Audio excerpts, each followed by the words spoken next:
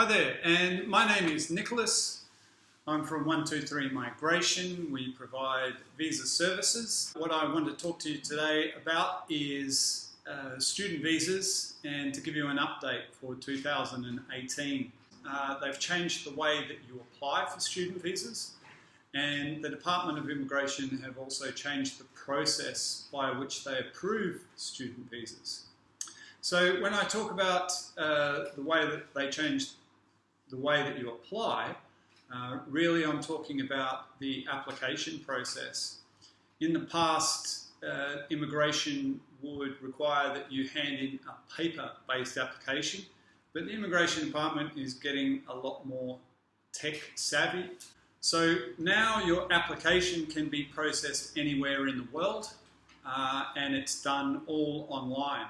So myself, being an Australian registered migration agent, will be able to apply for a student visa from Australia on your behalf, especially if you're in another country or overseas.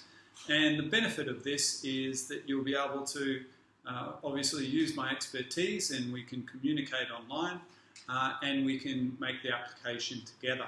So we're already doing that with a lot of customers, but or students. But if you're looking at making an application as an Australian international student, then certainly we can help you do that, and we can also help you apply. So the other thing that is important to note is the process by which immigration approves student visas. So there are three main things that have changed, and these are the funding requirements, the enrolment processes, and also the GTE, which is called the Genuine Temporary Entrant. So you might have heard of these three things. I won't talk about funding because that can get quite technical on the amounts and those sorts of things. But obviously, if you want information about what proof you need to show and how long you need to show it for, then please get in contact with us. Also, with the enrolment process over the past year, there's more pressure put on schools and universities now to actually look at the details of students and why they want to study what they want to study, and also check the funding. So schools are getting a lot stricter and looking at the enrolment applications in a lot more detail. The other thing that I really wanted to touch on as well was the genuine temporary entrant requirement, and this might be called the GTE. And it's really a statement that you have to give. It's about your history, and it's about what you want to do in the future. It's about why you want to study in Australia and the reasons behind that. So immigration are now interested in what the reasons for your study are, and why you wish to commit to a course here in Australia. So these are all new things, and it is important that you're aware of these sorts of changes. The GTE is the main reason why student visas get refused. So it is very important that you have a good GTE statement that ticks off all of the information that the Department of Immigration want to see. So we have a history, and we're actually legally qualified to provide you with advice on your Australian student visa application and your GTE statement. So we've got an update from the Department of Immigration that came to my inbox just recently for 2018, and there are a few key things that we should take note of. For those students that need to show financial capacity, there has been a slight increase in the amount of money that they'll need to show. And also they're getting a little bit more strict on what they want from the GTE statements.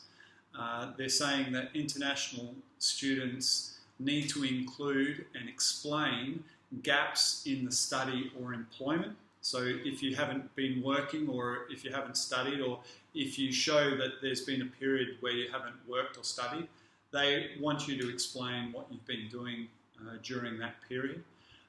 They also would like to explain if you decide to study in a field that's unrelated to any studies or experience in your past. They want to explain why you want to change that.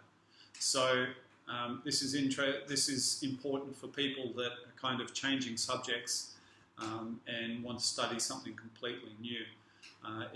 You really have to explain what it is that you're trying to do with this change. And the last thing they want to know is explain how, when you have completed your studies, how that is going to fulfill your plans. So they want to understand what you're planning for the future and how these studies fit into your future and your future plans. So it's important that you include those three in there. What we've also been told is that the department are going to be very strict on applications, and especially applications that are incomplete or do not have all of the attached documentation. So it is really important that you have attached everything in your application, because there is no guarantee that the Immigration Department are going to ask you for more information.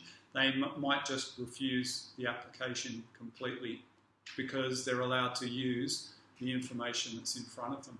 So once again, it's very important that you get an agency that is very professional, that they know what they're doing, they know how the Immigration Department are working, and also understand what the requirements for the student visa is. We can definitely help you through the whole process of choosing a course, enrolling in that course, and then applying for the student visa. You feel free to get in contact with us. We have our website, which is 123migrationagent.com.au, and we have a little bit of information under the student section for you. Contactable via the website. There's a couple of tools on the website that may be able to assist you as well. Remember, the GTE is the most important thing in your student application, and it's important that you get that right. So thanks for listening. I hope it was some information that you found was valuable, and I'll see you next time. Thanks.